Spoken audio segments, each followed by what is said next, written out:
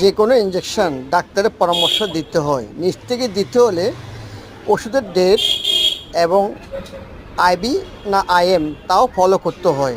আর prescription যদি দিতে হয়, রুগী যদি নিয়ে আসে তাহলে নিজে রুগীকে বলতে হবে যে প্রেসক্রিপশানটা দেন, প্রেসক্রিপশান অনুযায়ী যেখানে লেখা আছে সেখানে দিতে হবে। যেমন মাংসে থাকলে মাংসে, রগে থাকলে রগে। মাংসে ইঞ্জেকশান কখনো রগে দেওয়া যায় না। রগে ইঞ্জেকশন মাংসে দিলেও সমস্যা হতে পারে, তবে মাংস ইঞ্জেকশন কখনো রগে দেওয়া যায় না, তাই সমস্যা হতে পারে। তাই বন্ধুরা, যে কোনো ইঞ্জেকশন দেওয়ার আগে আমাদেরকে অবশ্যই সতর্ক হতে হবে। যে ইঞ্জেকশন শুধুমাত্র মাংসে লেখা আছে সেই ইঞ্জেকশন কখনো রোগে দিবেন না।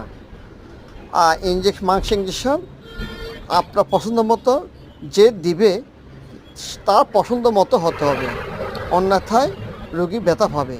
যেমন হাতে বাহুতে দিতে হলে জয়েন্ট থেকে 4 আঙ্গুল হিসাব করে বাম পাশে দিতে হয় এবং গভীর মাংসে নিস্তম্ভে দিতে হবে, যাতে রুগী আস্তে আস্তে দিতে হবে, ব্যথা পাবে না।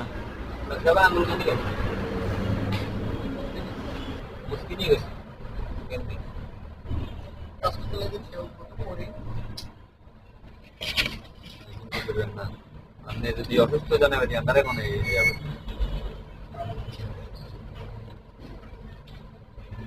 No, we will be that, yeah.